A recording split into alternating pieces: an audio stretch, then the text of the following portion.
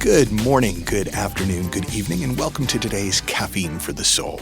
And if you enjoy the kinds of things I talk about in these weekly podcasts, do check out our free basic course at michaelneill.org/basic course. And you'll learn more about the what I call the inside-out understanding behind the human experience that informs what I talk about each week in these sessions. And today I'm inclined to do a trigger warning, even though I'm not a big fan of trigger warnings.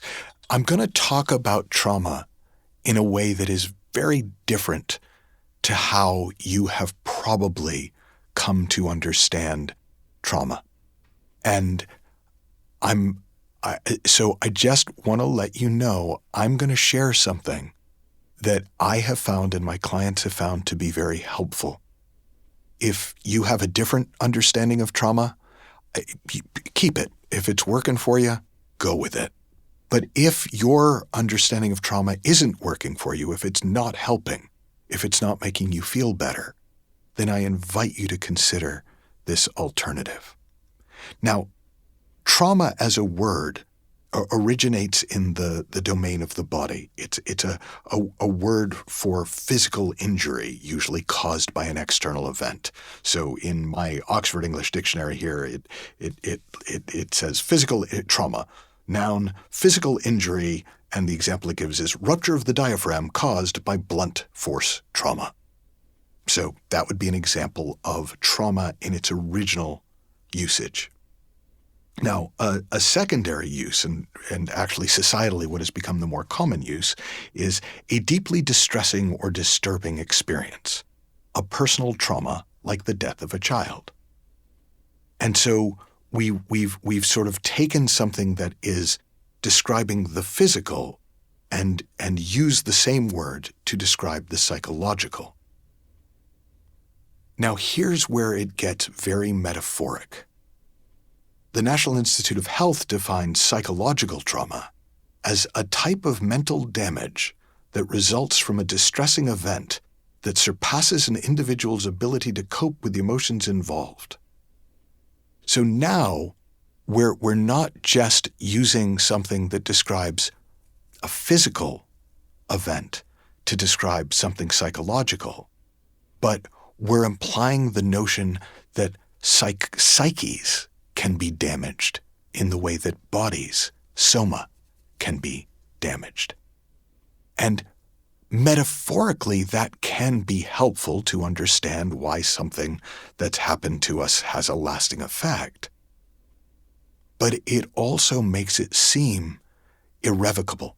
It also makes it seem like, well, you can never really get over this, but you can learn to cope with it better, or it's going to take years of intensive therapy to ever get back to the point, in the same way as it might take a bunch of physical therapy to get full movement back after a physical trauma. But there's a couple of things about the metaphor of trauma where we talk about trauma as psychological and not just physical that make it harder to move past it.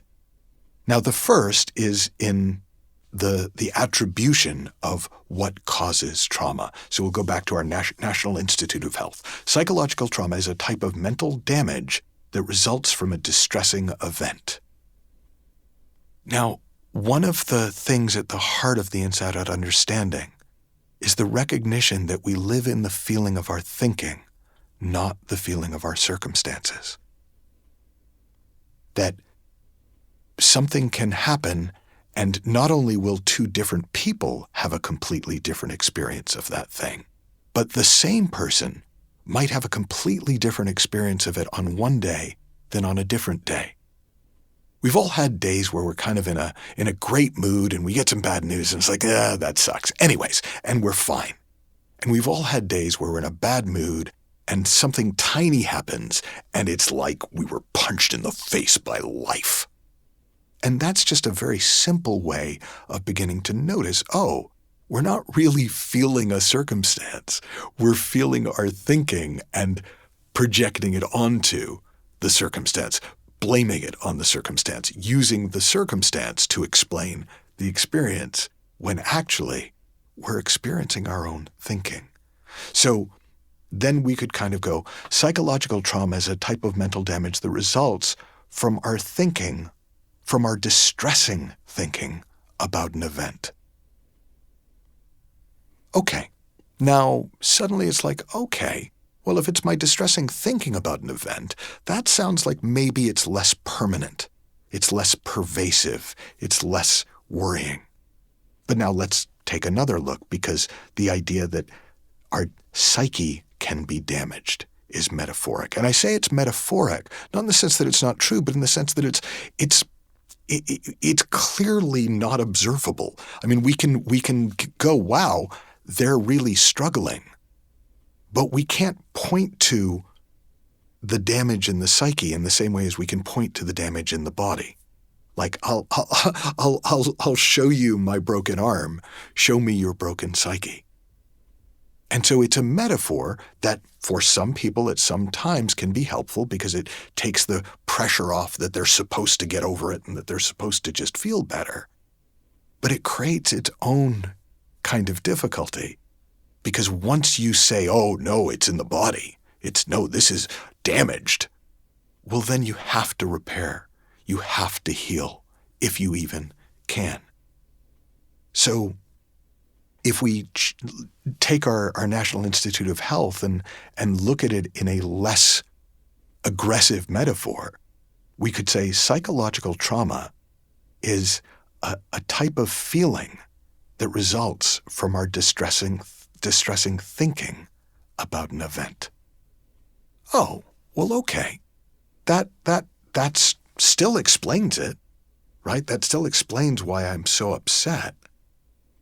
But it no longer suggests that I'm stuck with it or that in some way damaged about it. Now, when I talk about this with clients and in groups, they often bring about, well, what about PTSD?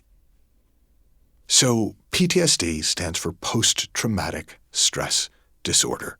And while it can be related to a physical accident, my wife broke her legs and she on a falling off a staircase, and she gets on a staircase and she still has like a little before she gets on it.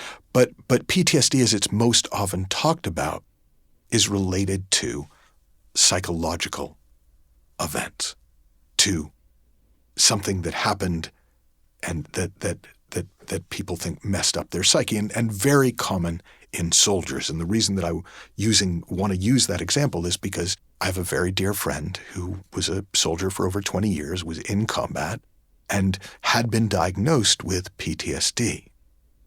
But when he began to see for himself that we live in the feeling of our thinking, not the feeling of our circumstances, it didn't look so real to him. And so the idea of calling it a disorder didn't make as much sense, because a disorder is like a disease. It's like, well, that's a real thing. And it's like, no. And I've heard him explain it. He said, no, I do sometimes experience post-traumatic stress in the sense that I have associations with certain sounds. So I was actually with him once in London on the King's birthday. And there were jet planes flying low over the city, over where we were, in honor of the King's birthday. And when he first heard the planes, he freaked. You could see it in his face. And then he just said, "What was that?" And somebody who was in the group with us said, "Oh, it's the King's birthday. They're flying by." And he was like, "Oh, okay." And you could see him relax, and he was back. So he experienced post-traumatic stress, an association between a sound that he had associated with being at physical risk in battle that was happening in a situation. But as soon as he recognized it for what it was, he was fine. There was no disorder to overcome. There was just an experience to understand. So, how does this apply to you? I don't know. But if you are somebody who has been suffering, and you've been told that or personally attribute that suffering to something that happened in the past, I just want to suggest that if you would like to experience more freedom around that, consider the possibility that psychological trauma is not mental damage and it doesn't result from a distressing event. It's a feeling that results from distressing thinking that usually was associated with an event that none of us would wish on our worst enemies. But because of that, even though that feeling may come up in you again and again, each time you see it for what it is, an associative memory to some triggering sound or word or tone of voice or physical appearance that reminds you of something that happened in the past, you can take a fresh look, and if you really are safe in the moment, it will pass in a matter of seconds, not days, weeks, months, or lifetimes. It sounds funny to end this one the way I usually end it, but I'm going to stick with it.